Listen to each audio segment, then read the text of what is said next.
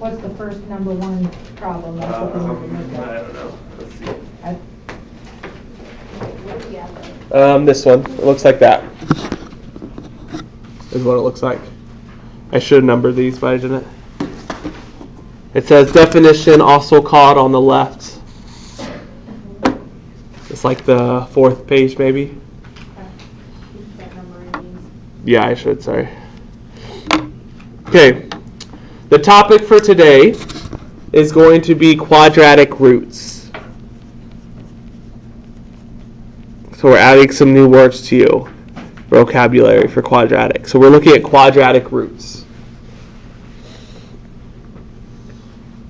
So we're doing what we did the past couple days, starting Friday, and we're going to add some, so we're still going to be graphing, we're just going to add a few things to it. So what a definition of a quadratic root is, it is the point or points, and we'll talk about that in a second. It is the point or points at which the parabola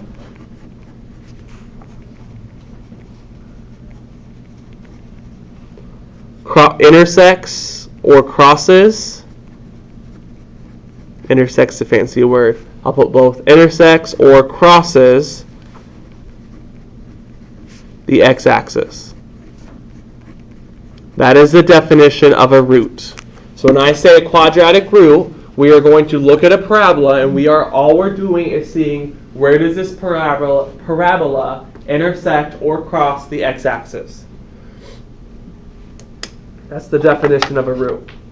Now I will tell you the quiz on Friday, there will be a part, which we haven't had it on any tests up to this point, where you're going to have to do definition stuff. So I would go back and look at the definitions for these first 3 sections of notes and kind of make sure you have those down well. Okay, there's a couple other names for roots. What's one? You guys can get at least one of these. Probably only one of these. What other name would I have? If it's the point where it intersects the x-axis, what would be another name for that?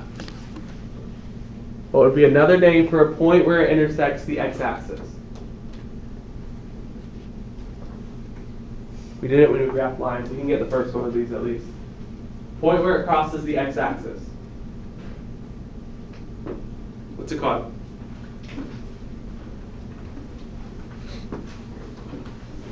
You know it. We did it when we were graphing lines. What's a point called where the line crossed the x-axis? Or the y-axis in that case. We just did it when we graphed parabolas. Where was the point where that parabola crossed the y-axis? The y-intercept. So the point where it crosses the x-axis is going to be called the x-intercept. So one name that means the exact same thing is x-intercept. So you may also see it referred to as the x-intercept. This means the same thing. So roots, x-intercepts, both mean the same thing. Next one, another name you might see is a solution or solutions. So if it asks what are the solutions, I'm looking for where it crosses the x-axis, or zeros. You might see it referred to as zeros as well. So x-intercepts, solutions, zeros, roots, I'll put roots down here as well, are all the same thing. These all mean the points where that parabola crosses the x-axis. Any questions so far? Now, there are 3 solutions that you can get. 2 solutions, which is usually what you're going to get, is when your parabola looks like this. So if you have a parabola like this, and it crosses the x-axis twice, you will have 2 solutions. That's one way you might get 2 solutions. So if it crosses twice, you'll usually get 2 solutions. When it crosses twice, and it hits the x-axis twice, it'll look like that. How would I get one solution?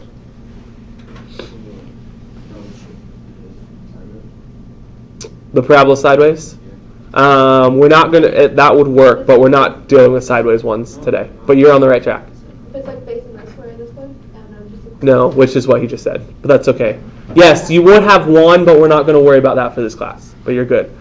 We're thinking the parabola has to be up or down. How would be the only way to have one solution or it crossed the x-axis once if the parabola is opening up or down.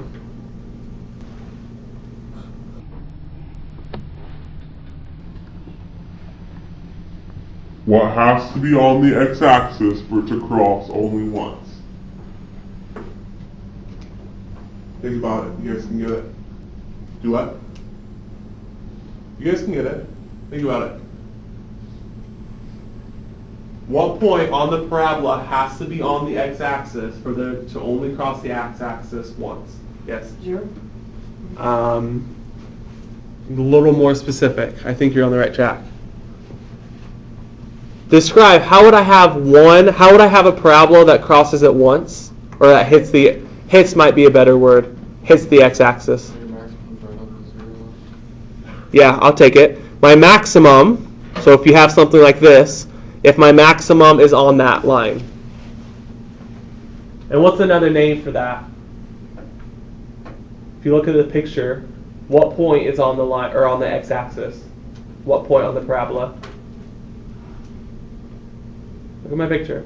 What point on the parabola is on the x-axis? Someone said it. Say it louder. 0. Not a specific point. Look at your parabola. What special point on that parabola is on the x-axis? The what? Starts with a V. Vertex. So the only way to have one solution is your vertex has to be on the x-axis. Now, how would I have no solutions? It's either below it or it's above it. So if I have something like this, where my my vertex is above it, and the parabola opens up, it's not going to hit the x-axis at all.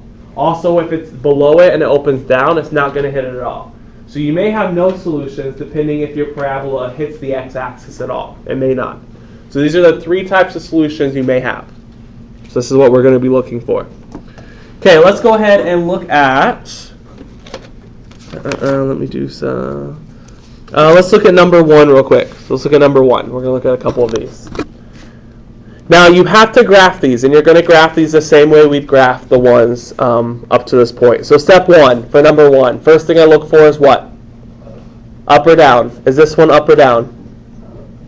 Up. The number in front of x squared is a positive 1. It is opening up. Second thing I'm looking for is the what? Axis of symmetry, AOS, axis of symmetry. Formula for that? Yep, x equals negative b over 2a. I like putting x equals because you know that gives you the x value. Not a big deal. I just like doing that. So x equals negative b over 2a. What's my b value? Well, b value is 4, but there's a negative in front. So negative 4, because it's the number in front of x, over 2 times a, and what's my a value? 1. So what is negative 4 divided by 2? Negative 2. Use a calculator if you're not sure. Everyone should have a calculator so you can actually do this with us. So go grab a calculator if you don't have one. Just get in the habit of doing that every time before we start notes. Just grab a calculator.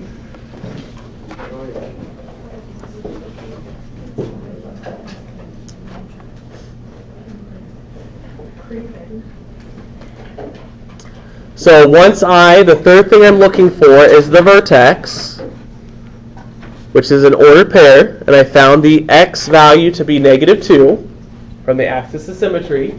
So go ahead on your own, plug this in to your original to see what your y value is.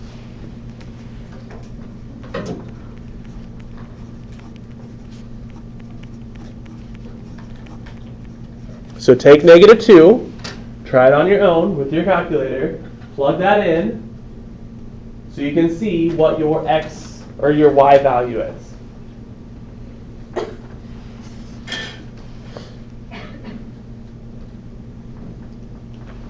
And what do we get? Negative 9. So negative 2 squared is positive 4, minus 8 minus 5, which is negative 9. So my y value in the vertex is negative 9.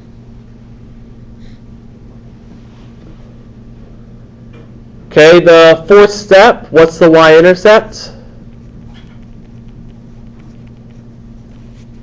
What's the c value? -5. So the c value, or the number without x or x squared, is -5. So let's start graphing this. Y-intercept of -5, right there. My vertex is -2, -9, which is down here. Draw your axis of symmetry, which is through the vertex. You do not reflect the vertex, you reflect the y-intercept. So be careful, I saw that some. Draw your axis of symmetry through the vertex. Now I need 5 points. I want 5 points for these. So how can I get, I have 2 points currently, vertex and the y-intercept. How can I get a third point really easily? Reflect it. Where would be another point I would have if I use symmetry or reflection? -4, -5. So if I have a point 2 to the right, I have to have a point 2 to the left. So -4, -5, you don't have to put that on the chart, on the t-table. Now I need 2 more. Now you can kind of do whatever you want to. I don't really care necessarily what points you use. I told you Monday to do 2 to the left and 2 to the right. It doesn't really matter necessarily. I want to get my y, I want to see where this hits the y value. So let's just kind of think about this. So if I had 2 to the left, so I had -2, I have -4. Let's just go by 2. So -2, I had a point at -4. Let's check at -6.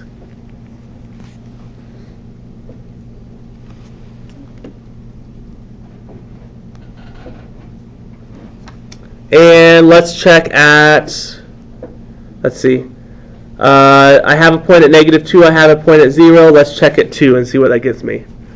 So I'm just going by 2. So I had my vertex. I went 2 and had a point at -4 something. Let's see where my -6 something is. And same with 2. I'm going by 2s. Does that make sense, or are you confused on what I did there? Get confused? Okay. I went by 2s.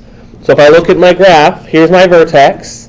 I went left 2 to get this point. So let's go another left 2 to see where that point is. So -4, let's check a -6. Same thing on the right side. If I start with my vertex, I went right 2 and got at 0. So let's see what the point is at 2 and see where that gets me. Okay, so let's check. Let's plug in 2. Always plug in the positive one, then we can use symmetry. So let's plug in a positive 2. So if I plug in a 2 into the original, we're going to have y equals 2 squared plus 4 times 2 minus 5. So I'm going to always choose to plug in the positive number, because you're going to have room for less mistakes, or less room for mistakes, plus you can use symmetry to reflect it after that. So what's 2 squared? 4 times 2? So 4 plus 8 minus 5.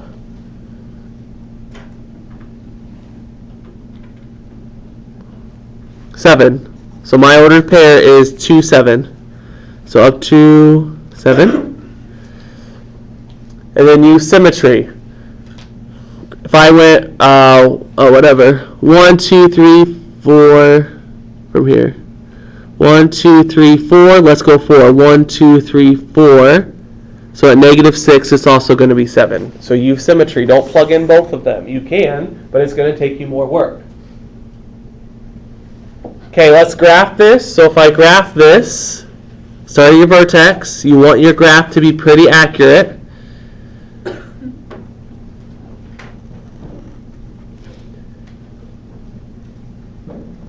So something like that. It's opening up.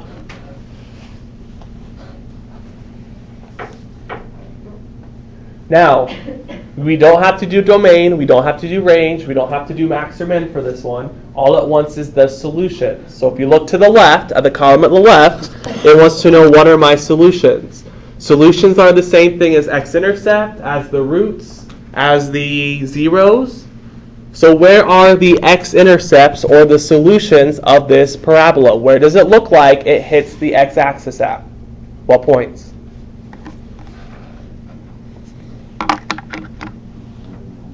Do what? -5, and we're going to say 1. So for these, just kind of estimate where it looks like. It's going to be hard. If you put 1.5, I wouldn't count it off if you had it right, but just kind of put to the whole number. So my two solutions are -5 and 1. That is where my parabola crosses the x-axis. You can put to the side there, my two solutions are -5 and 1. Technically, they would want them in these like curly brackets because you're listing them. I'm not going to be too picky about it, but just FYI, if you see that somewhere, you just put it in brackets. So all we're adding today is graphing it like we've done, but just seeing where it crosses the x-axis. That's all we're doing differently. Okay. Any questions on that? Okay, let's look at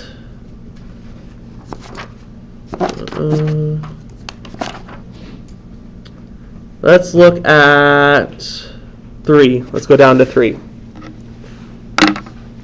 Okay, let's look at 3. Let's go through the steps, the 4 graphing steps. First step for number 3. We're not going to do 2, so if you need to run into the space for 2, that's fine. Up or down for 3? Down. Why? Negative in front of x squared, so I'm opening down. Step 2, axis of symmetry. X equals -b over 2a.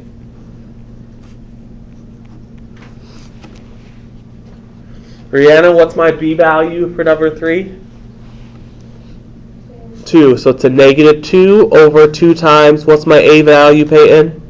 -2. A value in front of x squared. Oh, -1. -1. So -2 over -2, I see where you got that -2 from. 2 times -1 is -2. So -2 divided by -2 is what? 1. So my axis of symmetry is x equals 1. Third step, by a vertex. What part of the order now? What part of the order pair did I just find? Abigail Canterbury? What'd you say? 1. Yeah, x is 1. So put it in where x is. Not that hard. X is 1. How do I find, Hunter, the y value if I know x is 1? How do you find it? Plug it in. So plug it in. He says it's -3. Let's check and see if he's right. So when you plug in, be careful with that -x squared. That puts the negative in front. I'm not squaring a -1. X is not a -1. X is a +1. So I square a 1. The y-intercept is -3. Yeah, okay. Yeah, you skipped a step. Okay, let's see. So my x value is +1. So what is 1 squared? 1. There's a negative out front, so it's a -1 plus 2 minus 3. So be careful when you have a -x squared, because that negative goes out front. What's -1 plus 2? 1 minus 3? So my vertex is 1, -2. And then finally, he already answered it, the y-intercept is what? -3. Your constant. The number without an x or x squared is your y-intercept. Okay, let's graph this real quick, see what I get.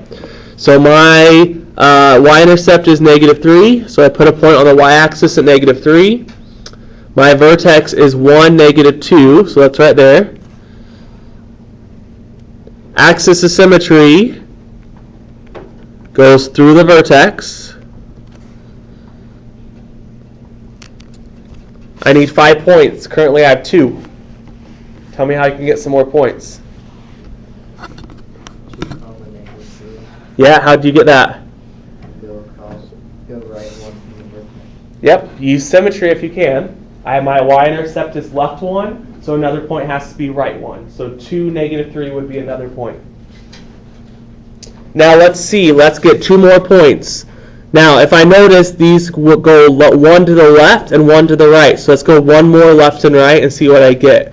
So what would be 1 more x value left of the one I just put? -1. And what would be 1 more x value to the right of the one I put? 3.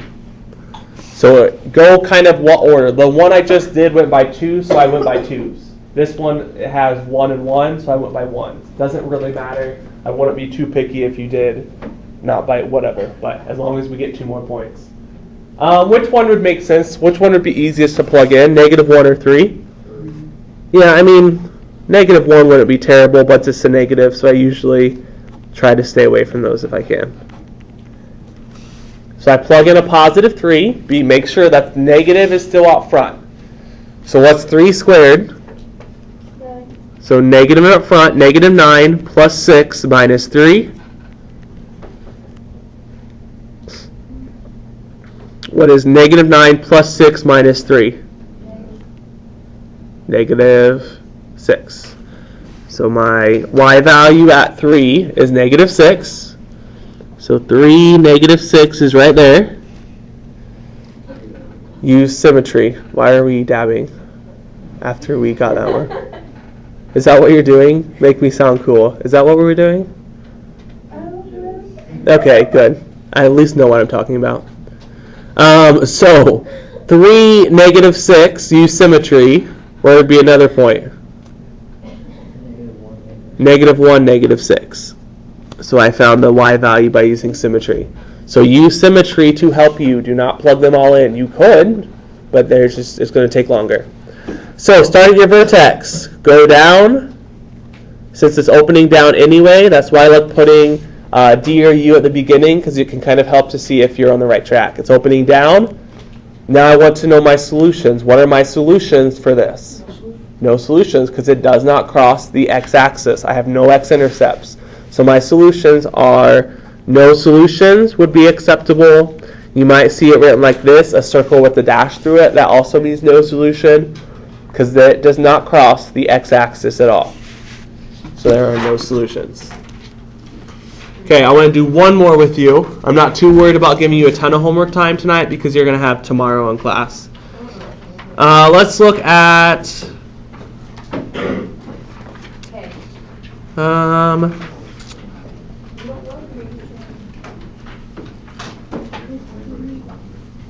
let's look at 5.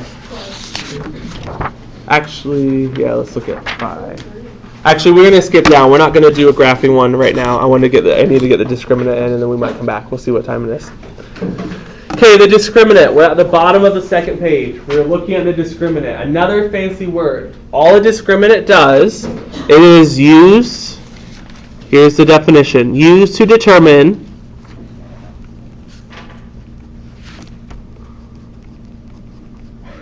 the number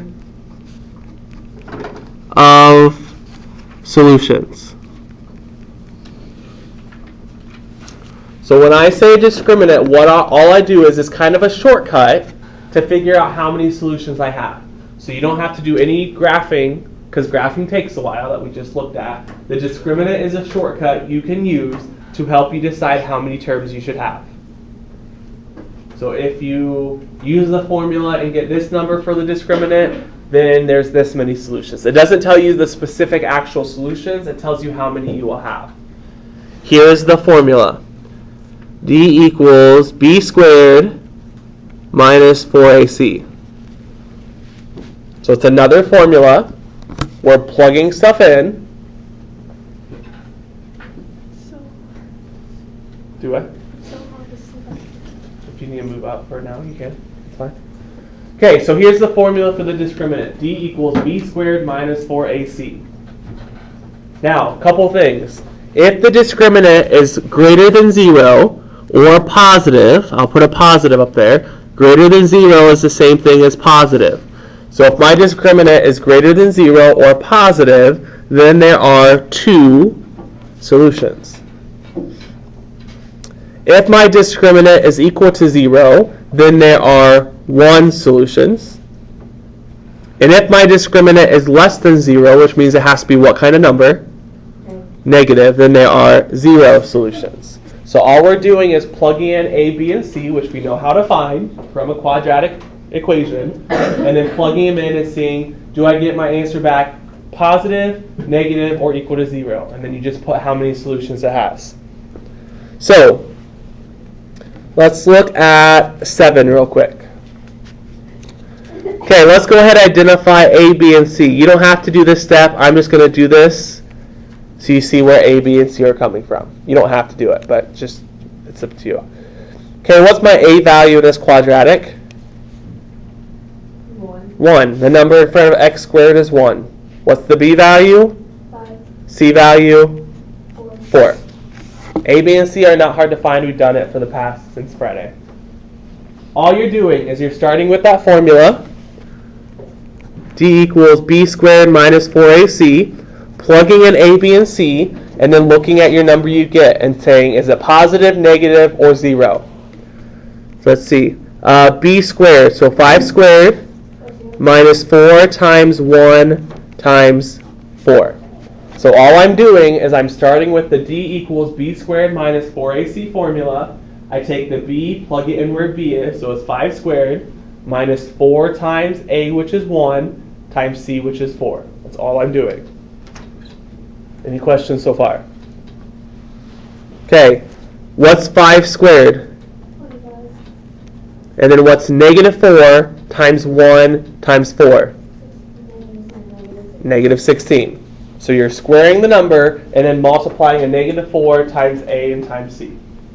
And what is 25 minus 16?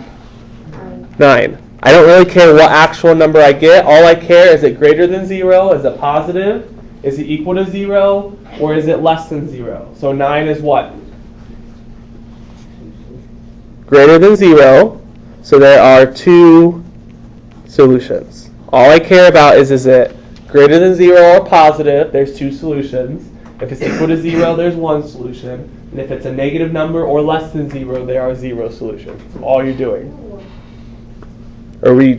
Any questions on this? On the test, I'm going to give them the formulas. On the test, I'm not going to give you the formulas, but on the multiple choice, or where you match the definitions, they will have the formulas on there. So if you can match them correctly on the top part, then you will have the formulas, if that makes sense. I'll show you that, but yes. So you'll have to at least know what formulas go with what. Like vertex is this formula. Axis of symmetry is this formula. Discriminant is this formula. But then you'll get it from there.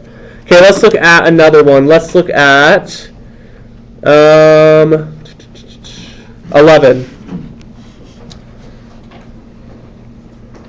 You don't need to put A, B, and C. I'm just doing it for the notes so you see where I'm getting the numbers from. If I look at 11, what's my A value? 4. B value? Negative 12. And C value? 9. So we've done that since Friday, finding A, B, and C. Let's plug it into my formula. D equals B squared minus 4AC. Like I said, on your homework, just write this formula each time, because then you know it pretty well when it comes to the quiz. If you just write it each time. B squared, so negative 12 squared minus 4 times 9. So I plugged in B, negative 12. I plugged in A, which is 4, and I plugged in C, which is 9. Plug this in your calculator. What's negative 12 squared? 144. Positive 144. And then what's negative 4 times 9? Negative 144. Which gives you? 0. And if I get a discriminant to be 0, how many solutions do I have? 1 solution. 1 solution.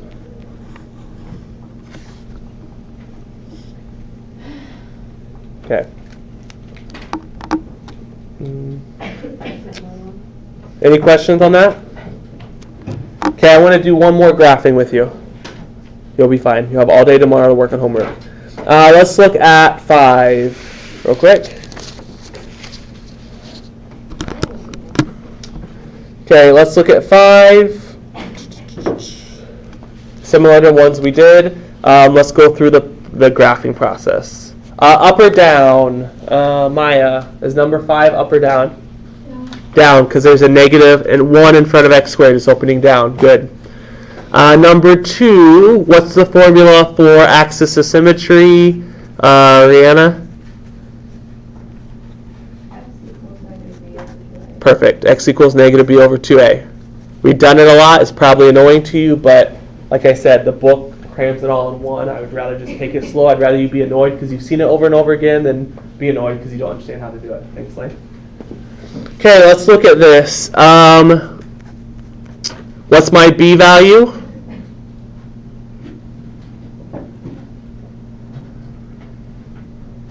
If I look at this quadratic equation, what's my b value? 0. So negative 0 over 2 times. What's my a value? Negative 1. You're good. And what will that give me? Huh? 0. Yeah, I have a 0 on top. You don't really have to be worried about the bottom. So I have a 0 on top. So my x value is 0. Good. Okay, third thing I find is my vertex. What part of the vertex do I know? X is 0. Sean, if I know my x value is 0, how do I find the y value? Plug X in for 0. 0 in for X. Correct. Yes, plug 0 in for x in the original. Negative 0 squared plus 9 will give me what? 9. So I have a y value of 9. If I look at 4, the y-intercept is also 9. So it's going to be like one we did on the homework, where my y-intercept and vertex are the same point. So my y-intercept is 9, so I put a point out 9. My vertex is also 0, 9. And my axis of symmetry goes through that. It is through the x equals 0. Okay, so as I look at this, do I have a point right now that I can reflect?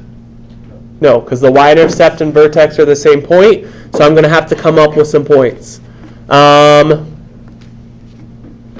Which points would be good ones to plug in? Which x values would be good ones to plug in?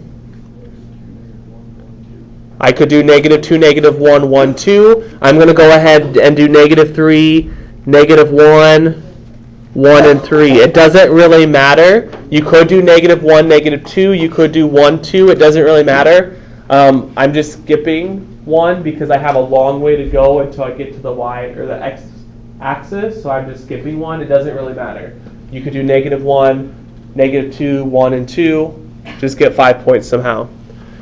Okay, as I start plugging this in, what would be the easiest ones? I'm going to run into space for 6. Which ones would be the easiest one to plug in? 1. So plug in 1. Negative 1 squared plus 9. Be careful with the negative. It is in front of the x squared, so you have to keep the negative out front. So it is a 1 squared with a negative out front. So if I evaluate this, I'm going to get a y value of what? What's 1 squared?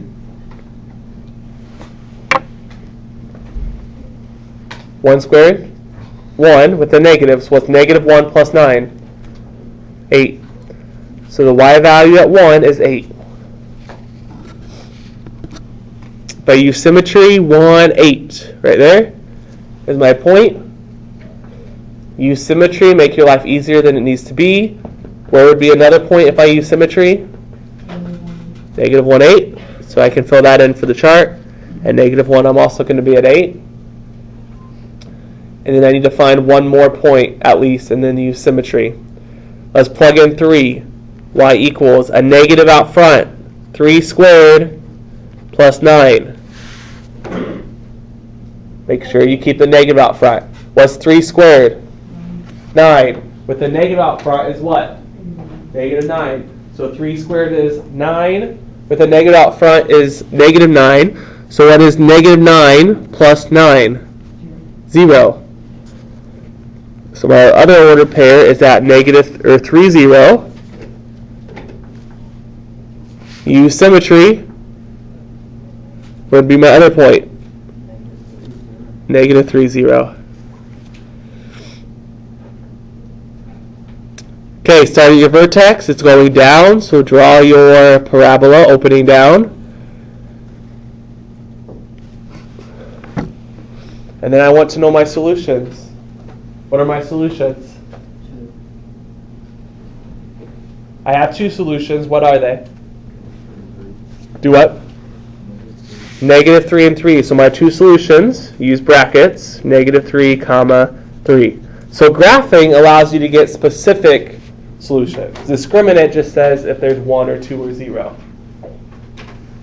Now, how could I find, real quick, how could I find the solution just using the table?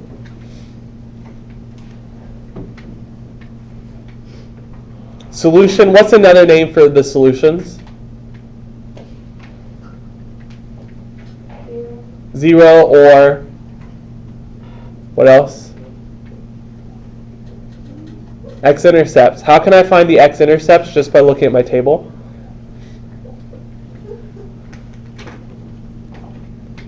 We talked about when we graphed lines.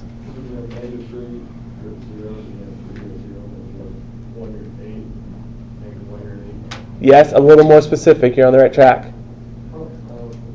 By looking at the table, why do I know that negative 3, 0 and 3, 0 are the x-intercepts?